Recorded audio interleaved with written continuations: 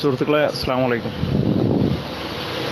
ഞാൻ എൻ്റെ ഒരു അനുഭവം ഷെയർ ചെയ്യാണ്.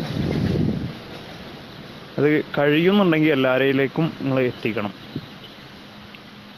കുറച്ച് ദിവസം മുന്നേ ഞാൻ ലോഡ് എടുക്കാനും വേണ്ടിയിട്ട് ലോറിയിൽ 12 വീല് ലോറിയിൽ പോയിരുന്നു.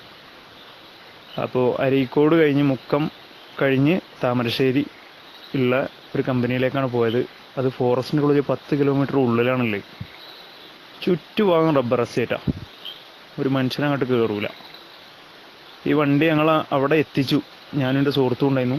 രണ്ടാളുംപാടെ എത്തിച്ചു. അവിടെ ലോഡ് കയറ്റാൻ പോയേക്ക് ഞങ്ങൾക്ക് പറഞ്ഞിരുന്നത് ഇരുമ്പ് ഉണ്ടാക്കാനുള്ള പൊടിയാണ്, പൗഡറാണ് എന്ന് പറഞ്ഞിട്ടാണ് പോയത്. അപ്പോൾ അവിടെ ചെന്നേക്ക് ഞങ്ങൾ വൈകിട്ട് 6 മണിക്ക് അവിടെ എത്തിക്കുന്നു.